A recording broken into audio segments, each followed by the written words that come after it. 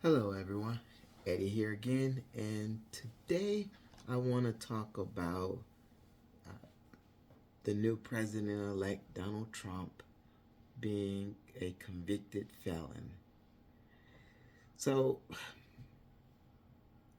I want to be somewhat sensitive with this because this one may be a little harsh and people may disagree with me, but again, these are just my opinions and my thoughts, and I welcome a healthy discussion.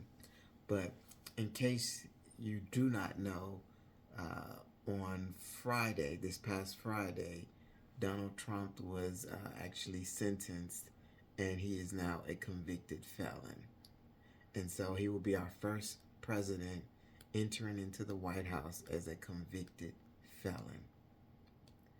And so the reason I'm talking about this video, or reason I'm doing this video, is that I wanted to talk about a subject that is kind of one of those sore spots in that my people, and when I say my people, African Americans, Americans in the United States of America, have been saying all along that the Justice Department sometimes is not fair, that there's a separate tier of justice for some people.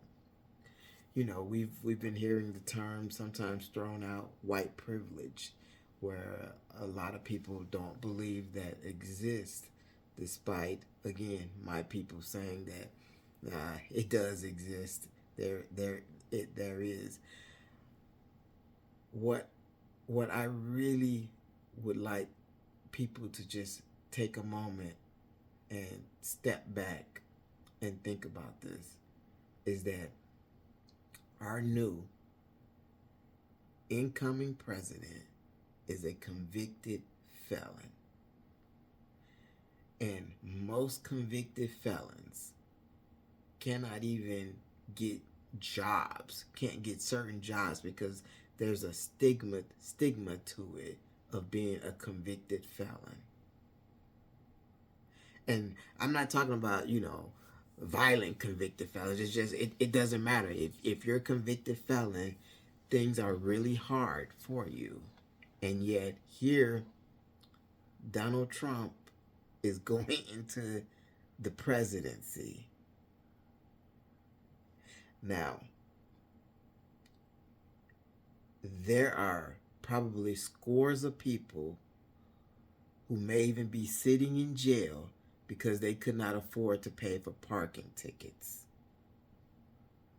or they done something like a misdemeanor crime and they are sitting in jail. And yet, some kind of way, a person who's convicted of 34 felons is able to go to the White House. Even if we were to take race and everything out of it, does that seem fair? Does that seem like it's being treated equally? And I mean, you just kind of have to be honest and say no, it isn't. I mean, it's laid bare for everyone to see, because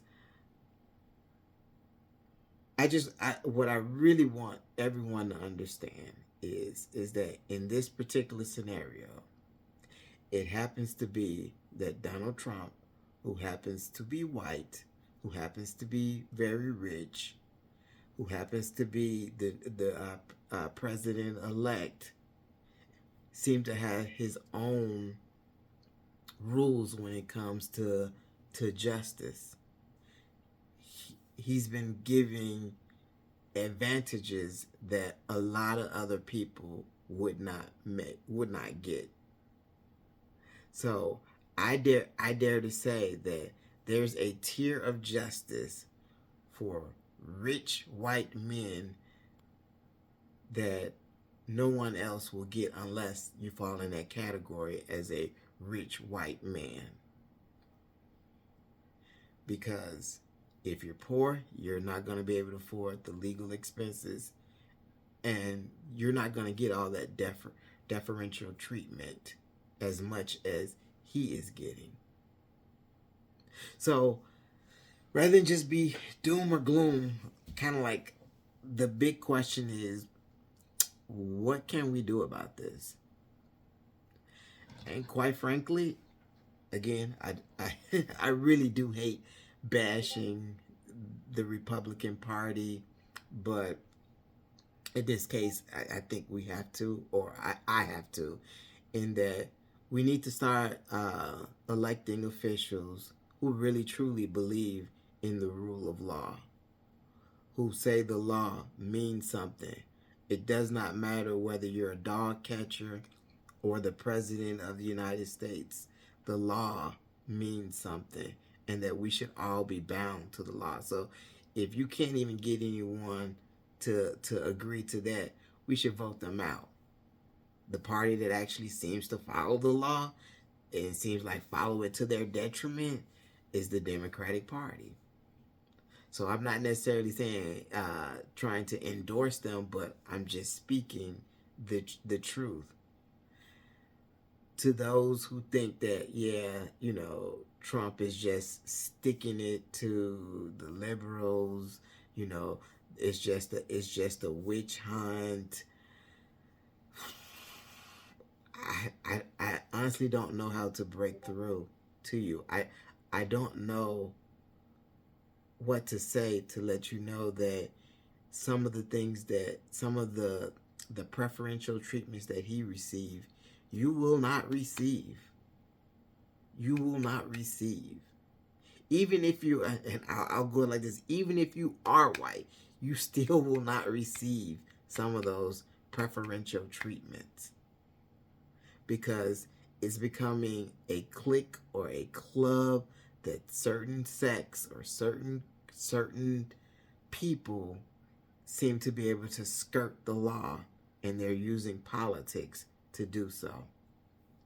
And I think that's an issue that we all should be wary of, because if we don't have, if the law does not evenly apply for all of us, then why should all of us follow the law? And this is not me saying, don't run out there saying, oh, Eddie said be an anarchist. No, I'm not saying that. What I'm saying is that there will come a point in time where a lot of people will say this is unfair and it should not be so. And, we need to do something about that. And the best way to do that is to start by electing officials that believe in the rule of law. And I'll be the first to say, if it's a Republican that actually believes in the rule of law, sticks with the rule of law, and you can see and judge by their deeds, then by all means vote for them.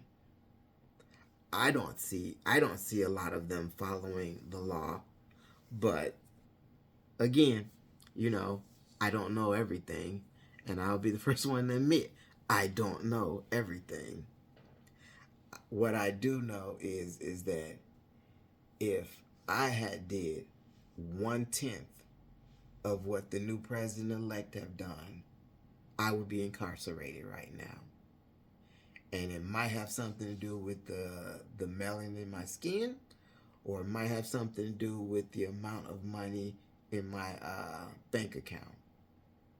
Either way, justice is not blind and unbiased in this case.